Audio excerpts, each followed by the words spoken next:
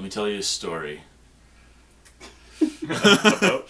Just so that I'm build it up a bit. So there's this story that I'll try and do it as quickly as I can. So there was this little girl.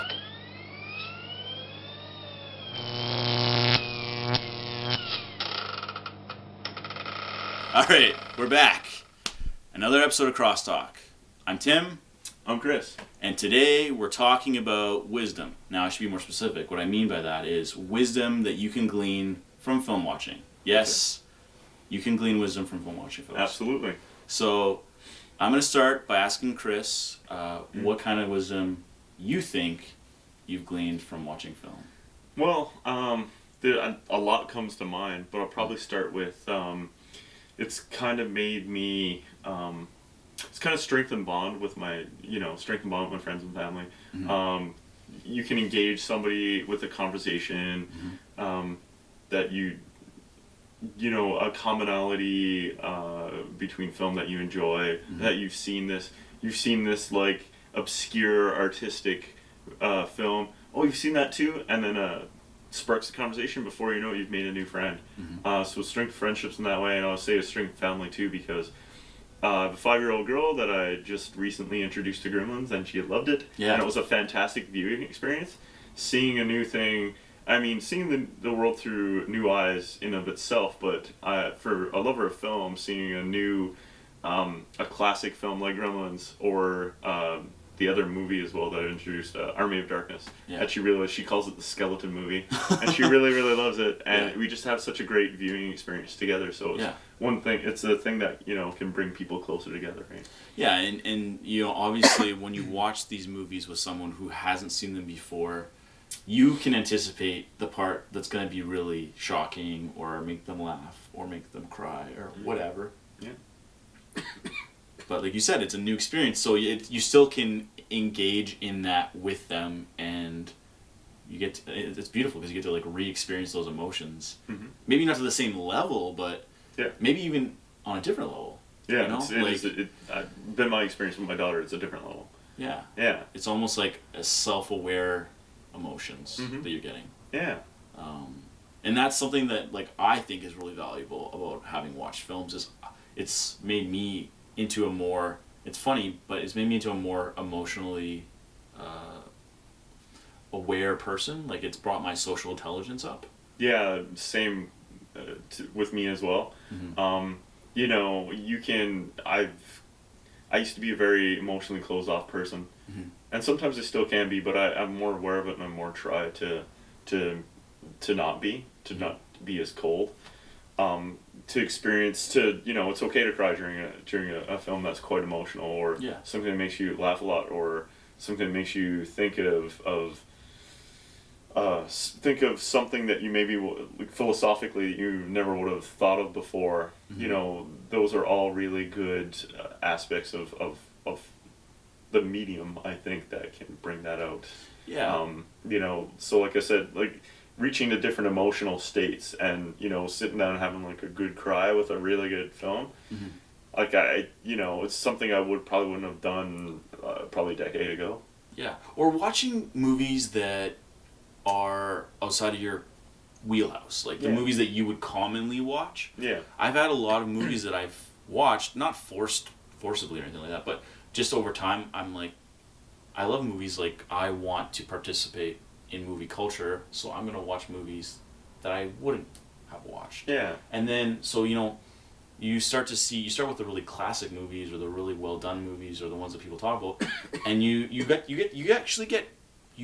it. Like, it makes you get it. Like, you understand why these people like these movies. Yeah. Like, for example, one movie that really stuck with me last year was American History X. Never saw it. It's been around forever. Yeah, it has been around quite a while, yeah. And I watched it, and I got it. Like, I got why it was so emotionally poignant, because it is, like, without talking about the movie, like, there's a lot of things that happen in it that are very personal and very, there's it's like, very raw. It's very raw. Yeah. And, we've talked about this one before too, but like, watching a movie like Requiem For A Dream, like, there's certain things that I get out of watching movies that I wouldn't necessarily get out of other things. I was talking with was talking with a woman about this today when I was getting my haircut, and it was like, movies are like a visual journal for people who don't like necessarily journal. Like, I can remember watching a movie and remember how I felt in that moment. Yeah, because it evokes an emotional response in the moment. Absolutely. And books can do that as well, and it's more an imaginative thing.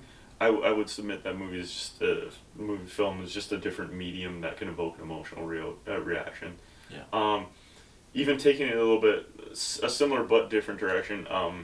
For me, like, you're an artist, so you're kind of plugged in that community. Yeah. But for me, I don't really come from that background. It was not something that was encouraged to me when I was younger. Yeah. But I've kind of come around to it, through my children, but also through film as well. Mm-hmm. So I've watched a lot of artistic films and artistically done films and beautifully shot. And now, as I've gotten older, I've got more of an appreciation. And then now I want to go out and seek out the art community or seek out artists and expose myself to that and grow as a person, right? Yeah, and on that same line of thought, because we've done this together, we've taken the time to engage in our interest, our mutual love of movies. Yeah. It's allowed us to connect together better. Mm-hmm. And also, to your point about reaching out to community, it's allowed us to engage and get people involved. Like, if we think about it, we probably wouldn't have had a conversation with Singh and met him at the Gamers Lodge, or I wouldn't have asked a coworker to come in and help us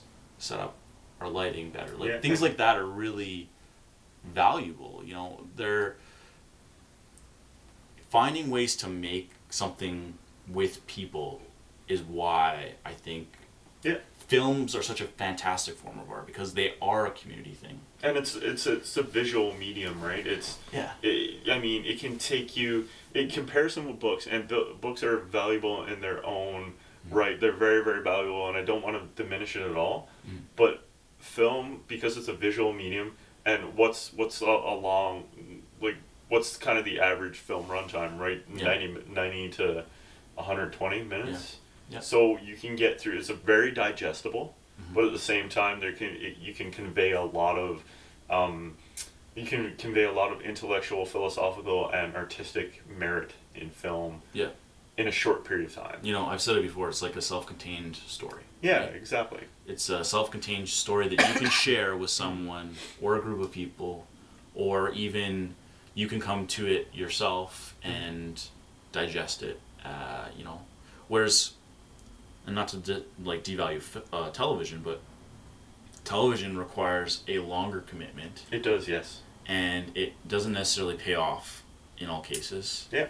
Whereas with a movie, it may not pay off, but the amount of payoff that you get for the time investment is considerably better. Yeah, exactly. Yeah, the ratio is there for sure, and it's definitely more, and it's almost like a more efficient version of that. Yeah. So and you can ignite passion in people. People get very passionate about film, and they get, just like their opinions about anything, right? Yeah. But I feel like you can have a little bit more constructive discussion about film than, say, politics or ideals, because they're more about a core of who you are as a person. Mm-hmm. Whereas film is an extension of your opinion a little bit. So I feel like that's not to say people don't get ridiculously defensive about film, because we've talked about that in the past. Yeah. But when you can have a passionate discussion, but not an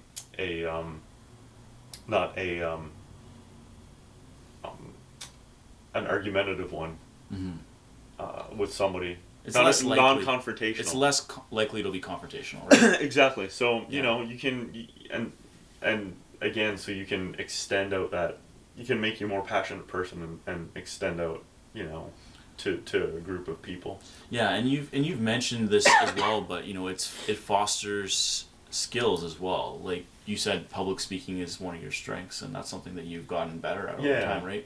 But you wouldn't have gotten that necessarily if you hadn't found something to just talk about at length necessarily. Yeah, so it again, so you're so passionate about film that you overcome a fear of public speaking. look at a larger group of people because you're so passionate about the subject matter of the film. You're like, if you've seen this, it's really, really good. You should. So you don't even think that you're in the moment that you're talking to a larger group of people. So actually, it's aided my public speaking ability. I've recently given a couple of presentations to a pretty large group, and I've gotten some pretty positive feedback. And it's not a place that I was probably about 10 or 15 years ago. Yeah. So it was a lot shyer back then too, but so it's kind of brought that out of me, and it's funny when people ask me about public speaking, I'm like, is it scary? Yeah, sure. Like, I'm usually, there is a bit of fear to it for sure, but I almost equate it to like skydiving.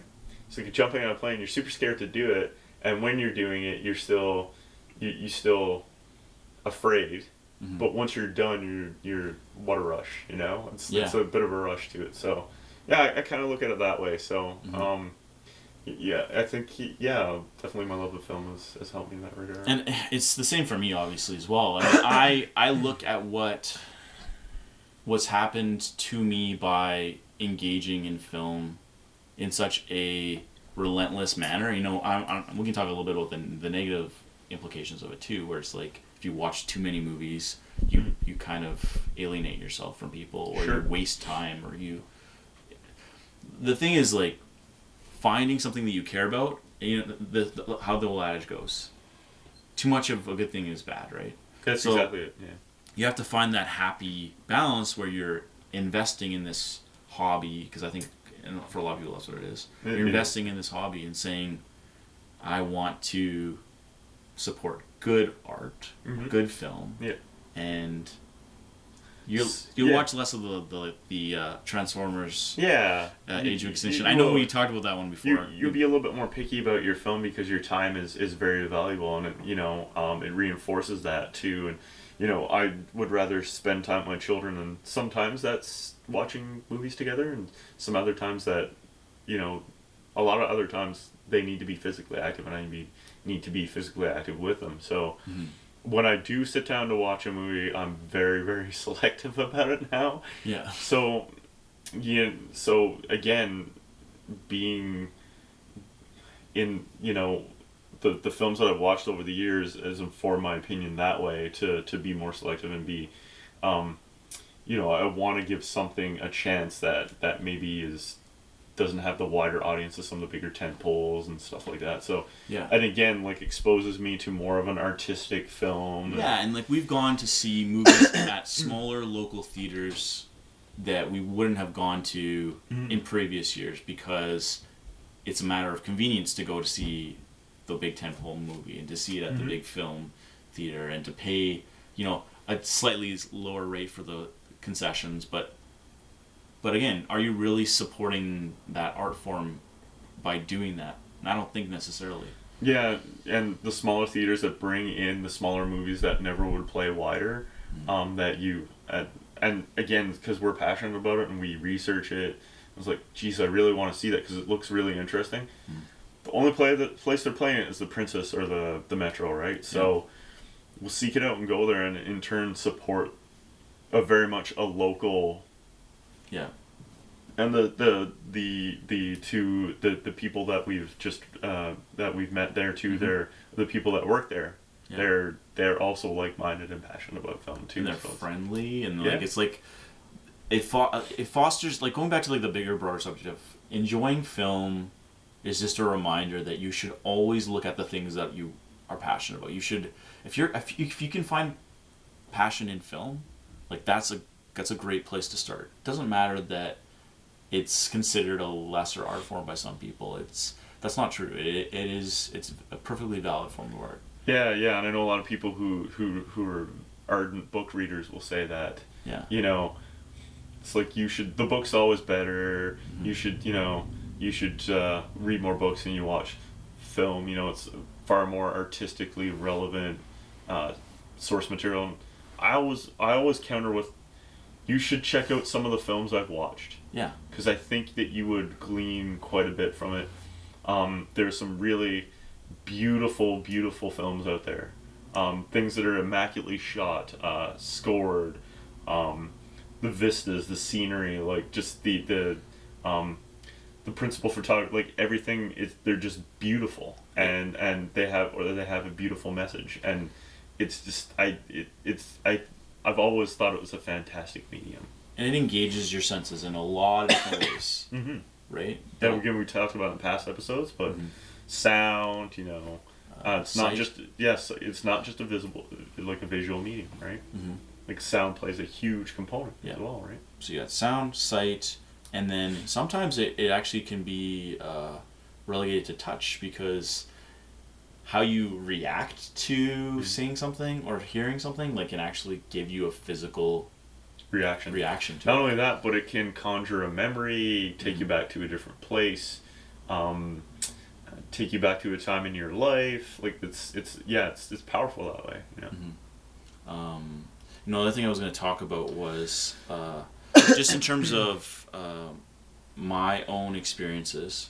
I've learned a lot about human nature from watching film, which I know we've talked about this as well previously, but the kinds of things that people like to talk about, you can get a lot out of what kinds of things, and again, we've talked about this as well previously, but the kinds of things that people like to talk about as it relates to their film choices can tell you a lot about who they are as an individual. Right? Which is kind of cool. Yeah. So, maybe you don't have to do personality tests. There's a psychological aspect to it as well, which is fascinating. I'm sure somebody's doing a study somewhere. Yeah. But yeah. So, yeah, I don't know. I hope that, I hope that one day, whatever the direction that film takes, I hope that one day we can look back at this and say, and I think we've experienced this already, but we can say that we've actually made this a better community. Like our local community, we made the people who engage in this project with us, the people who subscribe to our channel. I'm very appreciative of that. I'm very appreciative of comments that we've gotten. It's we were talking about the mics the other day. We've gotten this, just we've grown just doing this over a year. Yeah, and if you look at, and again, I don't want to make it a love fest for us, but anybody that we get involved, that we bring in, or that we talk about it to, they seem to be also equally as passionate about it, and they seem to just kind of gravitate, it's a really nice feeling, right? It's very rewarding. So yeah. So with that said, I know this is a little atypical of what we normally talk about, but that's right. But sometimes we have to do that just to keep. And we've done that before with a general discussion too around another topic. Yeah, but I thought this was a really good conversation. So I don't know if we should maybe summarize really quickly what we talked about. Film is good. In summary, film is good. We like it. We like film. Yeah, it can bring people together. It can help you grow personally. It can help your emotional awareness. There's a lot of good things that it can do. It can encourage healthy discussion. Yeah, it's passionate. It's a powerful medium. Yeah, absolutely. So I think, with that said, I think we covered it. I think so too. Do you agree? Do you disagree? How have your experiences shaped your appreciation of film? And has it perhaps made you grow as a person or change? Feel free to comment below. We certainly appreciate that, especially with this discussion. Like and share the video, or even better, subscribe to the channel. Until next time, I'm Tim. And I'm Chris. And this is Crosstalk.